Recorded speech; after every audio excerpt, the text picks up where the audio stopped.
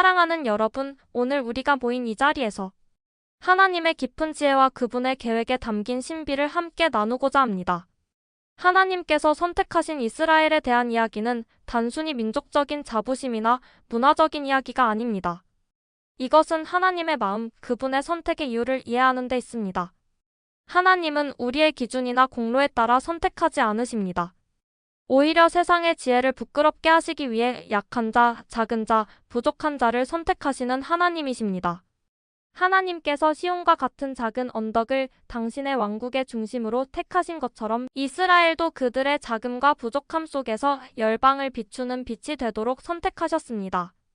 이는 누군가를 거절하기 위함이 아니라 모든 민족을 향한 하나님의 계획을 나타내시기 위함입니다.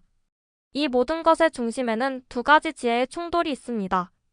하나는 하나님의 지혜, 다른 하나는 세상의 지혜입니다. 세상은 하나님의 선택의 구체성을 조롱하며 불편해합니다. 하지만 하나님은 추상적이지 않으십니다. 하나님은 구체적인 사람들, 장소, 그리고 계획을 통해 자신을 나타내십니다. 이스라엘은 그들의 실수와 실패에도 불구하고 하나님의 은혜와 긍휼, 그리고 심판을 드러내는 살아있는 증거입니다. 특히 마지막 때 하나님의 이스라엘과의 관계는 우리가 하나님의 위대한 계획을 이해하는 열쇠입니다. 야곱의 환난의 때, 즉 이스라엘이 상상할 수 없는 박해와 흩어짐을 겪는 때가 올 것입니다. 이는 단순히 벌을 주기 위함이 아니라 그들을 깨어지고 겸손하게 만들어 새롭게 하시기 위한 과정입니다. 이스라엘의 회복은 인간의 노력이나 정치적 협정, 군사적 힘으로 이루어지지 않을 것입니다. 오직 하나님의 긍휼과 부활의 능력을 통해 이루어질 것입니다. 하나님은 분명히 말씀하셨습니다. 그분은 그들의 흩어진 곳에서 그들을 모으시고 광야에서 그들과 대면하실 것입니다. 그 광야에서 이스라엘은 모든 자립심을 잃고 주님을 구속자로 만나게 될 것입니다. 그들이 찌른 이를 볼 때 깊은 회개의 영이 쏟아질 것입니다. 이는 인간의 지혜가 아닌 하나님의 은혜와 간구의 영이 부어진 결과입니다. 이 회복을 통해 열방은 하나님의 영광을 보게 될 것입니다. 그 영광은 고난과 부서짐, 그리고 궁극적으로 부활에서 비롯됩니다. 교회인 우리도 이 드라마의 구경꾼이 아닙니다. 우리는 이 이야기와 깊이 연결되어 있습니다.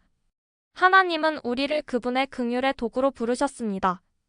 열방은 이스라엘을 향한 우리의 반응으로 심판받게 될 것입니다.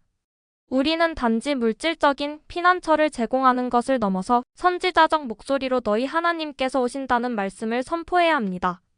이 부르심은 교회의 새로운 성숙을 요구합니다. 이는 단순한 예배 프로그램이나 느슨한 교제가 아니라 하나님의 정결한 불에서 연단된 깊은 연합과 사랑, 그리고 순종을 요구합니다. 예루살렘의 평화를 위해 기도한다는 것은 단지 평안을 구하는 것이 아닙니다. 진정한 평화는 심판과 구속, 그리고 회복을 통해서만 올 수 있음을 이해하는 것입니다. 사랑하는 여러분, 우리는 이 부르심을 받아들일 수 있습니까? 이스라엘과 함께 서서 진리 안에서 그들을 축복하며 하나님의 계획에 동참할 수 있습니까?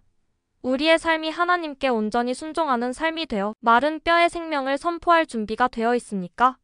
하나님은 우리를 이 위대한 드라마의 한 부분으로 초대하십니다. 이 부름에 순종하며 우리의 말과 행동으로 하나님의 마음과 계획에 동참합시다. 이 모든 것이 하나님의 영광을 위해 이루어지길 바랍니다. 아멘.